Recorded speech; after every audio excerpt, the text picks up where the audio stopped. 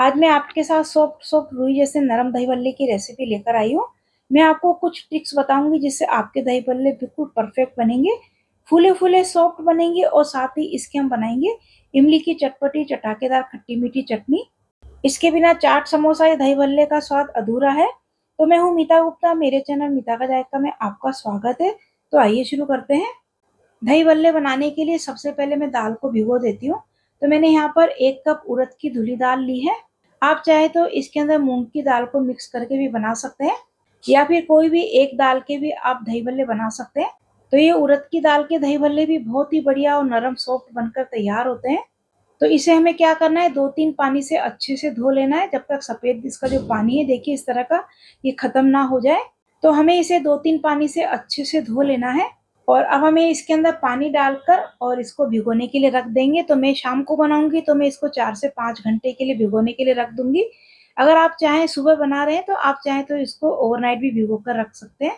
दाल भीग रही है, जब तक हम बहुत बढ़िया सी इसकेदार चटाकेदार इमली की चटनी बना लेते हैं। तो मैंने यहाँ पर 1 कप इमली ली है। तो मैंने ये बिना बीज वाली इमली ली है। तो आप बीज वाली या बिना बीज वाली जो भी आपके पास है वही इमली ले सकते हैं। अब मैं इसे जल्दी भिगोने के लिए मैं इसके अंदर डाल रही हूँ गर्म पानी। तो गर्म पानी इतना डालना है कि जितना ये इमली है ये डूब जाए। तो इस तरह से गर्म पानी में भिगोने से इमली जो है बहुत जल्दी से सॉफ्ट हो जाती है। तो हम इसको ढककर रख देंगे तो 1 घंटे में ये अच्छे से सॉफ्ट हो जाएगी। इमली को भीगे हुए 1 घंटा हो गया है। मैंने इसको बीच में 1-2 बार ऊपर नीचे कर लिया था। तो आप देख सकते हैं कितने अच्छे से सॉफ्ट हो गई है।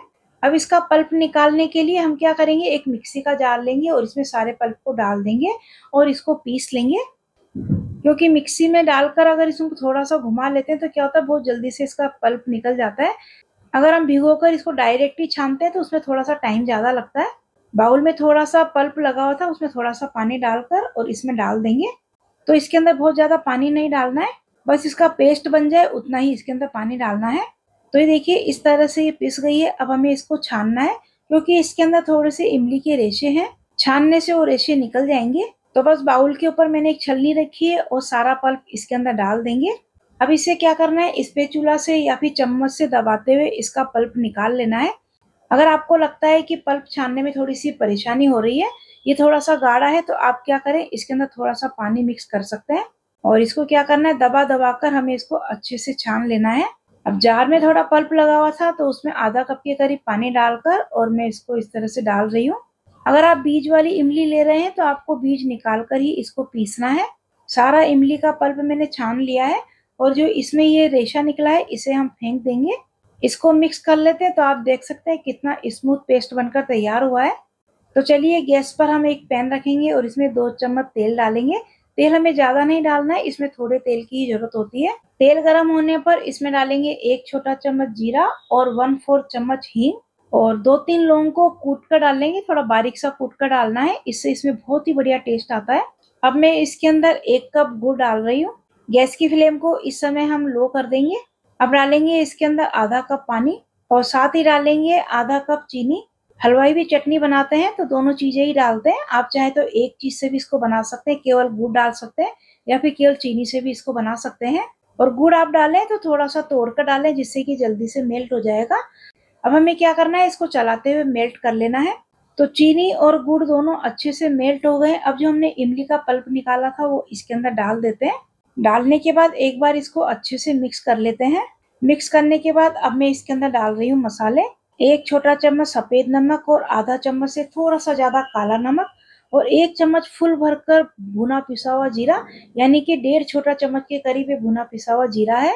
अच्छे से कलर के लिए 1 छोटा चम्मच कश्मीरी लाल मिर्च, आप चाहे तो नॉर्मल लाल मिर्च भी डाल सकते हैं। आधा छोटा चम्मच गरम मसाला। अब इसमें 1 छोटा चम्मच डालेंगे सौंठ का पाउडर। ये सूखी अदरक होती है उसी का ही पाउडर होता है, ये मार्केट में आसानी से मिल जाता है। अब इन सब मसालों को इसमें अच्छे से मिक्स कर लेंगे। अगर आपको चटनी ज्यादा गाढ़ी लग रही है तो आप इसके अंदर पानी डाल सकते हैं, और इसके अंदर बहुत ज्यादा पानी भी नहीं डालना है, क्योंकि हमें इसको थोड़ी सी गाढ़ी रखनी है। अगर हम ज्यादा पानी डाल देंगे तो हमें इसे ज्यादा देर तक पकाना पड़ेगा। बहुत ज्यादा गाढ़ी भी नहीं करनी है, नहीं तो ठंडी होने के बाद बिल्कुल जम सी जाएगी। अब इसमें उबाल आने के बाद हमें क्या करना है, लो फ्लेम पर इसे 2-3 मिनट के लिए पका लेना है। तो 2-3 मिनट हो गए इसे पकते हुए। आप इसका टेक्सचर देख सकते हैं कितना बढ़िया आया है। तो इतनी ही गाढ़ी हमें रखनी है, इससे ज़्यादा गाढ़ी इसको नहीं करना है, क्योंकि जैसे-जैसे ठंडी होगी वैसे-वैसे गाढ़ी भी होती जाएगी। और इसका कलर भी बहुत ही बढ़िया आया है। और अब हम गैस की फ्लेम को बंद कर देते हैं और इसको ठंडी होने देते हैं। अब इसके लिए बहुत बढ़िया सी हरी चटनी बनाकर तैयार कर लेते हैं। तो एक मिक्सी का जार लेंगे और इसमें मैं डाल रही हूँ अच्छा सा मुट्ठी भर के हरा धनिया। और मेरे गमले में थोड़े से ये पुदीने के पत्ते लगे हुए थे, वो मैंने थोड़े से पुदीने के पत्ते ले लिए हैं। आपके पास ज़्यादा है तो ज़्यादा भी डाल सकते हैं, अगर नहीं है तो बिना मतलब पुदीने के भी आप बना सकते हैं। अब इसमें 5-6 डालेंगे हरी मिर्च, 1 इंच अदरक के टुकड़े को काट कर डाल देंगे, 1 छोटा चम्मच डालेंगे जीरा, आधा छोटा चम्मच सफेद नमक, आधा छोटा चम्मच काला नमक, 1 बड़ा चम्मच चने की भुनी हुई दाल। अगर ये नहीं है तो आप बूंदी या फिर नमकीन भी डाल सकते हैं।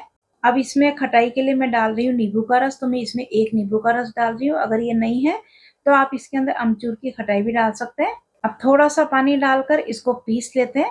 तो ये देखिए कितना बढ़िया हरा कलर आया है। अब मैं इसे एक बाउल में खाली कर लेती हूँ। तो बहुत ही बढ़िया और मजेदार हरी चटनी बनकर तैयार हो गई है। तो ये देखिए इमली की चटनी ठंडी हो गई है और इसकी कंसिस्टेंसी कितनी बढ़िया है, वह इतनी ही गाढ़ी है चटनी हमें चाहिए। तो बहुत ही बढ़िया खट्टी मीठी चटाकेदार चटनी बनकर तैयार हुई है। तो भल्ले के लिए खट्टी मीठी इमली की चटनी और ये हरी चटनी बनकर तैयार हो गई है। तो इन्हें हम साइड में रख देते हैं।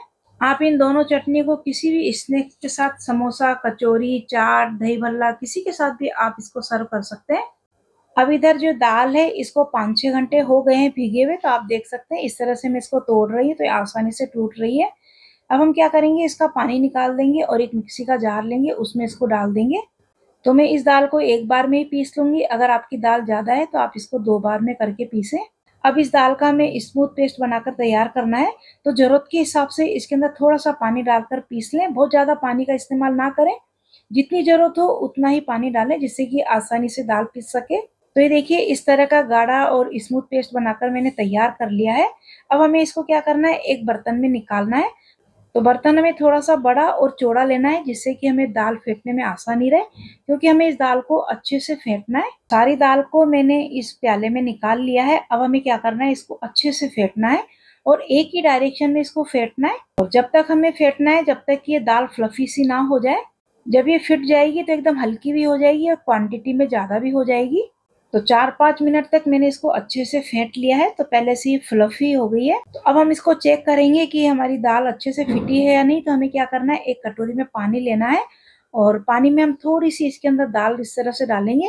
तो देखिए ये डालते ही नीचे नहीं बैठ रही है, डालते ही ऊपर आ गई। तो इसका मतलब ये जो तैर रही है, तो इसका मतलब है कि हमारी दाल बहुत अच्छे से फिट चुकी है। अब इसके अंदर 1 छोटा चम्मच जीरा और आधा छोटा चम्मच नमक डालेंगे।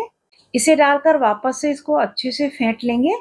आप चाहे तो इसके अंदर बारीक काट कर अदरक, हरी मिर्च को भी डाल सकते हैं। दाल अच्छे से फिटी हुई होगी तो जो भल्ले हैं बहुत ही नरम और बढ़िया बनेंगे। तो दाल फिट कर तैयार है। अब हम इसके भल्ले बना लेते हैं। अब तेल मैंने गरम होने के लिए रख दिया है। तेल को हमें बहुत ज़्यादा गरम नहीं करना है। जब हम इसके अंदर जो बड़ों को डालें तो आप देख सकते हैं हल्के से इसमें बुलबुले उठने चाहिए। बस इतना ही गरम तेल हमें इसके अंदर चाहिए। एक एक करके हम इसके अंदर बड़ों को डाल देंगे। अब गैस की फ्लेम को लो टू मीडियम करते हुए इन्हें हमें फ्राई कर लेना है। तेज गरम तेल में इनको फ्राई नहीं करना है, नहीं तो ये ऊपर से तो फ्राई हो जाएंगे पर ये अंदर से कच्चे रह जाएंगे। और वड़े डालने के बाद थोड़े से ये नीचे से सिक जाए तब मैं आपको हलवाई वाली एक ट्रिक बताती हूँ।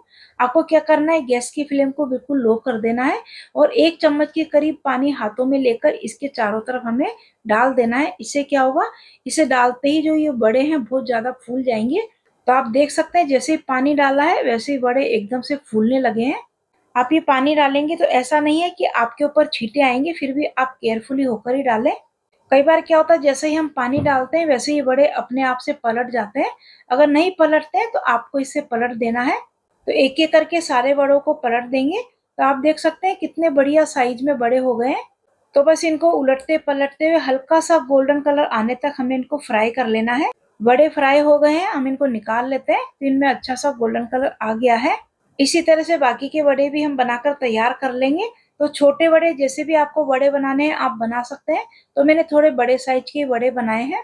तो इस तरह से मैंने सारे वड़े बनाकर तैयार कर लिए हैं। अब हमें क्या करना है, इनको भिगोना है। तो एक भगोनी में मैंने हल्का सा गुनगुना पानी लिया है। अब इसमें अच्छे से फ्लेवर के लिए मैं डाल रही हूँ हींग। इसके अंदर 1 छोटा चम्मच नमक डाल लेंगे और 1/4 चम्मच हींग डालेंगे। इसे डालकर अच्छे से मिक्स कर लेंगे और अब इसके अंदर जो बड़े हमने फ्राई किए हैं वो डाल देते हैं।